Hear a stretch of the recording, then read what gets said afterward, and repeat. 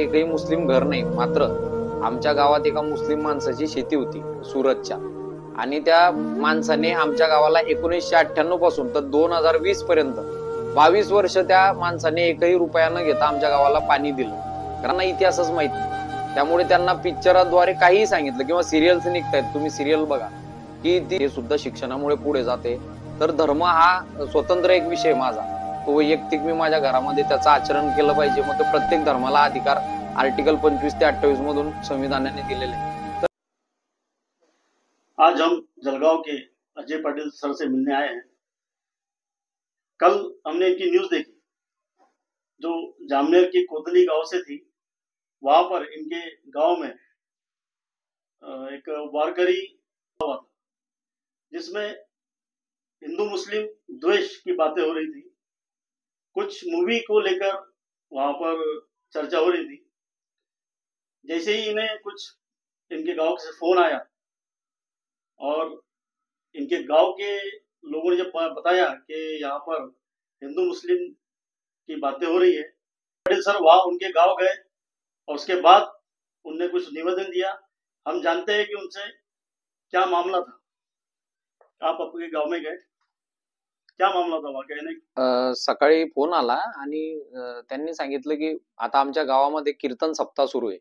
आपण त्याला जनरली आमच्याकडे वारकरी संप्रदायाचं जे कीर्तन सप्ताह असतो तर तो होत होता आणि त्यात वेगवेगळे कीर्तनकार दर दिवशी येतात. तर पहिल्याच दिवशी जे कीर्तन होतं तर तो काय कीर्तनकार चांगलेच असतात, मात्र काही कीर्तनकार या क्षेत्रामध्ये असे घुसलेले आहेत की ते राजकीय अजेंडा राबवताना आपल्याला दिसतात आणि कुठंतरी धर्मामध्ये द्वेष, धर्म असेल किंवा जातीमध्ये असेल किंवा स्त्रियांना कमी लेखणं असेल असं ते काहीतरी करतात. म्हणजे हा जो अजेंडा आहे हा चुकीचा आहे आणि वारकरी संप्रदायाचं जे काम आहे ते हे दूर करायचं काम आहे.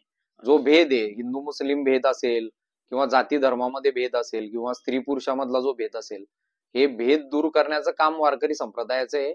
म्हणून मला जसा फोन आला की थोडं महाराज कालच्या रात्रीच्या कीर्तनामध्ये कुठेतरी चुकीचं बोलले किंवा त्यांनी ते थोडं तसा प्रोपोगंडा तो रेटण्याचा प्रयत्न केला, तर आम्ही तडक, मी आणि माझी बायको तडक निवेदन लिहिलं. आमची संस्था आहे NGO जिंदगी फाउंडेशन, जी महाराष्ट्रभर काम करते आणि आमची हेल्पलाईन नंबर पण आहे. तर आम्ही लगेच निवेदन लिहून गेलो तिथे. सरपंचांना निवेदन दिलं, एक संविधानिक पद आहे ते मोठं आणि गावाचे ते सरपंच म्हणून त्यांना निवेदन दिलं आणि सप्ताह समितीला पण निवेदन दिलं की बाबांनो तुम्ही चुकीचे कीर्तनकार बोलवू नका, असं ते या स्वरूपाचं निवेदन होतं. चांगले कीर्तनकार बोलवा जेणेकरून प्रबोधनाचं कार्य आपल्या गावामध्ये होईल. जहां तक अभी पता चला कि आपके गांव में एक भी मुस्लिम घर नहीं, एक भी मुस्लिम व्यक्ति नहीं है, कैसा लगा कि ये निवेदन देना चाहिए?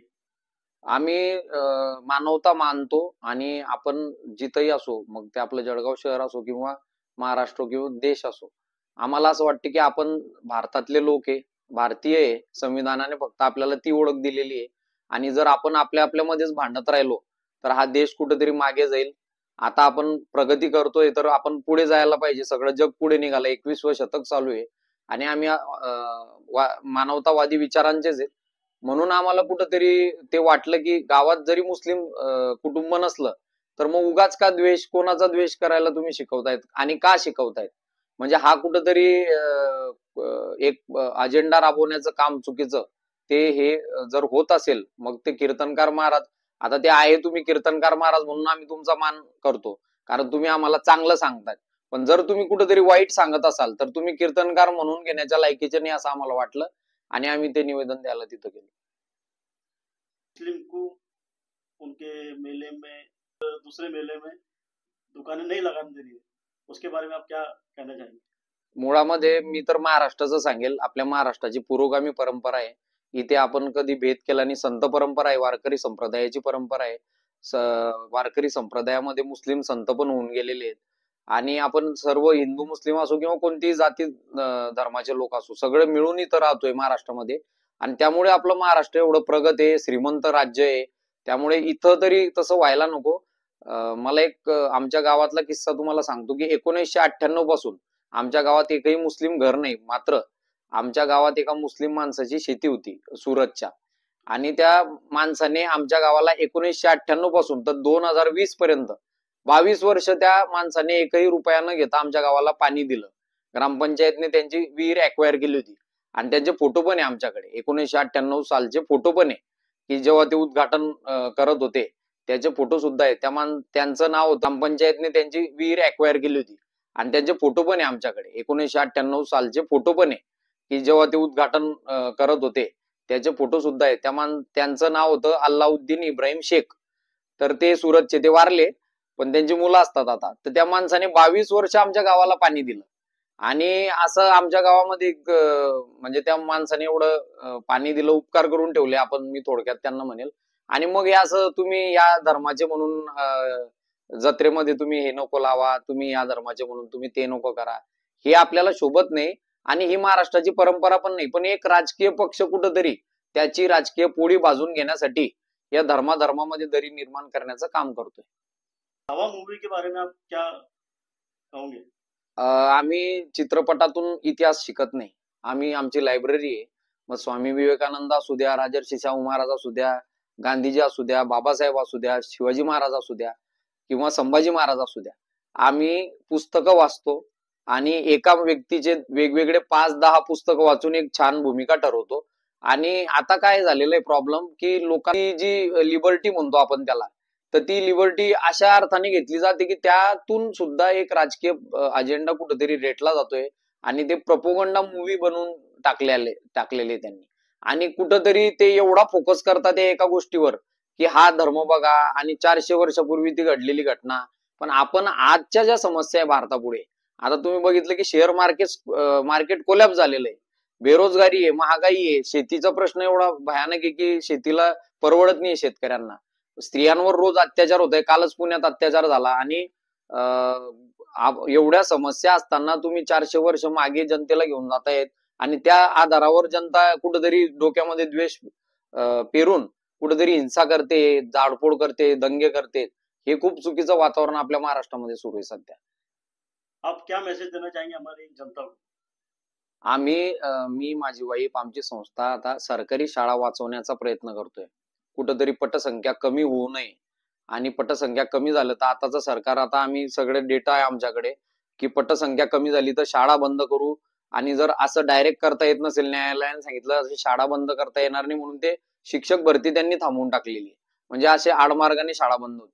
तर आमचं म्हणणं आहे, मी जनतेला एकच सांगेल की आपले प्रश्न खरे हे, जर आपण सगळ्यात महत्वाचं शिक्षणाला महत्व दिलं पाहिजे.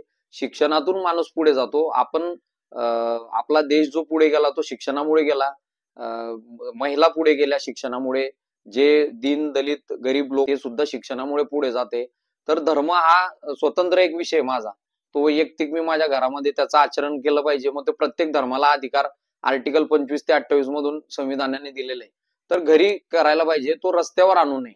आणि रस्त्यावर जर आणला तर या देशामध्ये भांडणं होतील, हिंसा होईल, जाळपोळ होईल. आणि असं झालं तर मग ते बघितलं जात नाही की हा जाणारा व्यक्ती ज्याचा खून होतोय तो कोणत्या जाती धर्माचा आहे, ज्याचं घर जाळल्या जाते तो कोणत्या जाती धर्माचा आहे. म्हणजे यामध्ये आपल्या सगळ्यांचं नुकसान आहे. आणि आपण जर एकमेकांमध्ये आपसात जर भांडत बसलो तर समाज मागे राहील, देश मागे राहील, माणूस व्यक्ती म्हणून आपण पण मागे राहू. आणि यात सगळ्यांचं नुकसान आहे. त्यापेक्षा तुम्ही कोणताही धर्म असो, कोणती जात असो, शिक्षणाला महत्व द्या, एकता, बंधुता, प्रेम याला महत्व द्या. त्याच्यामुळे आपण पण सुखी राहू आणि आपला देश पण प्रगत होईल. तुम्ही शिकले, शिक्षण घेतलं, नोकऱ्या मिळवल्यात आणि तर तुमचं पोट भरलं जाईल. आता सगळ्यात मोठी समस्या आम्ही बघतोय, आम्ही काउन्सिलिंग करतो, आम्ही MA सायकोलॉजी झालेलं आहे आमचं, आम्ही सायकोलॉजिस्ट आहे हसबंड वाईफ. तर आम्ही बघतोय की नोकऱ्या नसल्यामुळे तरुणांची मुलं लग्न होत नाहीये आणि 35 वर्ष 40 वर्षापर्यंत त्यांना मुली देत नाही कोणी, कारण त्यांच्याकडे नोकऱ्या नाही. एवढा रोजगार नसल्यामुळे अशा वेगवेगळ्या समस्या, त्या एका समस्याला धरून शेकडो समस्या निर्माण होते. गावातलं वातावरण बिघडत चाललेलं आहे. मग हीच मुलं कुठेतरी मुलींची छेड काढणे, कारण त्यांचं लग्न होत नाहीये, त्यांच्या गरजा भागत नाहीये, मग कुठेतरी ते चुकीच्या मार्गाला व्यसनाधीन होतात, डिप्रेशन मध्ये जातात, आत्महत्या करतात, मुलींची छेड काढतात, काहीतरी रेप वगैरे सारख्या वाईट घटना घडतात. तर ह्या एका रोजगार नसल्यामुळे शेकडो समस्या अशा निर्माण होते. तरुणांनी त्याकडे लक्ष दिलं पाहिजे. एखादा नेता जेव्हा असा एखाद्या धर्माच्या विरोधात बोलतो तर त्याला त्याचा फायदा होत असतो. आता हा माणूस आमदार होता, तो मंत्री बनला, बरोबर आहे ना. उद्या तो उपमुख्यमंत्री पदावर जाऊन बसेल. तो कारण काय आहे, तो जे बोलतोय त्याला त्याचा फायदा होतोय. पण तुम्ही जे ऐकतायत आणि तुम्ही त्याचं ऐकून जर तुम्ही असं रस्त्यावर येऊन जर तुम्ही मारामाऱ्या भांडणं हिंसा पसरवली तर त्याचा फायदा आहे, पण मात्र तुमचं नुकसान आहे. तुमच्यावर केसेस लागतात. केसेस लागल्या तर त्या अनेक वर्ष चालतात. अशा वेळेला कोणताही राजकीय नेता तुम्हाला वाचवण्यासाठी येत नाही आणि तुमचं आयुष्य बर्बाद होतं. तुम्हाला नोकरी मिळत नाही, तुमचे लग्न होत नाही, तुमचं समाजामध्ये वाईट नाव होतं. त्यामुळे त्यांच्या नादी लागून स्वतःचं भविष्य खराब करून घेऊ नका, असा माझा तरुणांना सल्ला राहील. तो ये थे अजय पटेल साहब, जिन्होंने अपने विचार लोगों तक पहुंचाए और ये एक हमारे देश में हिंदू मुस्लिम एकता को जोड़ने का काम कर रहे हैं।